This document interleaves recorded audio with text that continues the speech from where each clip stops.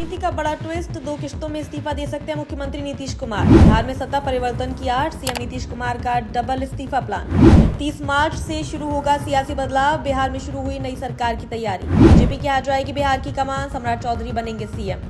राजनीति में समय का महत्व अक्सर सत्ता के उत्थान और पतन का निर्धारण करता है। बिहार की सियासत में एक बार फिर ऐसा ही निर्णायक दौर सामने आता दिख रहा है।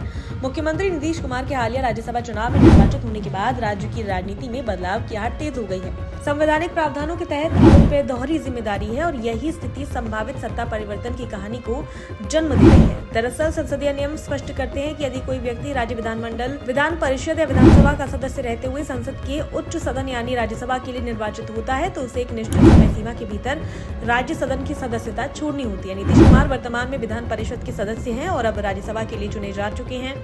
ऐसे में उनके लिए एमएलसी पद से इस्तीफा देना अनिवार्य हो गया है। सूत्रों और राजनीतिक विश्लेषकों के मुताबिक इस पूरी प्रक्रिया को एक सोची समझी रणनीति के तहत 2 चरणों में अंजाम दिया जा सकता है। पहला चरण मार्च के अंत तक पूरा होने की संभावना है, जिसमें वह विधान परिषद की सदस्यता से इस्तीफा देंगे। इस संदर्भ में 30 मार्च को एक महत्वपूर्ण तारीख माना जा रहा है। दूसरे चरण में जब वह औपचारिक रूप से राज्यसभा के सदस्य के रूप में कार्यभार ग्रहण कर लेंगे, संभावित तौर पर अप्रैल के दूसरे सप्ताह तक, तब वह मुख्यमंत्री पद से भी इस्तीफा दे सकते हैं। यदि ऐसा होता है तो ये सिर्फ एक पद परिवर्तन नहीं होगा बल्कि बिहार की सत्ता संरचना में बड़े बदलाव का संकेत होगा।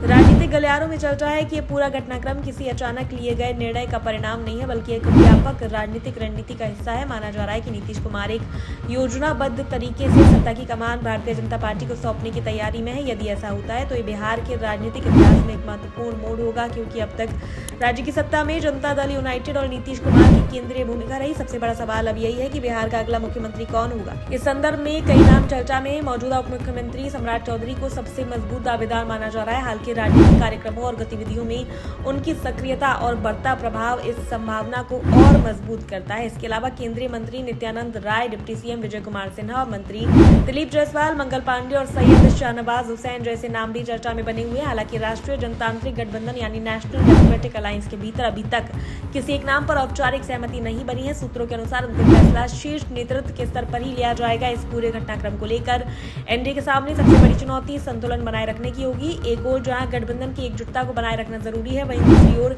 नेतृत्व परिवर्तन को बिना किसी असंतोष के लागू करना भी एक बड़ी जिम्मेदारी है। खासकर जेडीयू के कार्यकर्ताओं और नेताओं की संभावित नाराजगी को संभालना आसान नहीं होगा। बताया जा रहा है कि 26 मार्च तक चल रही समृद्धि यात्रा के समापन के बाद ही इस मुद्दे पर औपचारिक चर्चा शुरू हो सकती है। इसका मतलब साफ है कि राजनीतिक माहौल को धीरे धीरे तैयार किया जा रहा है ताकि बदलाव अचानक या अस्वाभाविक न लगे। राजनीतिक विश्लेषकों का मानना है कि यदि बदलाव होता है तो ये सिर्फ राज्य स्तर तक सीमित नहीं रहेगा बल्कि इसका असर राष्ट्रीय राजनीति पर भी पड़ सकता है। बिहार देश की राजनीति में एक महत्वपूर्ण राज्य रहा है और यहाँ होने वाले हर बड़े बदलाव केंद्र की सत्ता समीकरणों को भी प्रभावित करते हैं।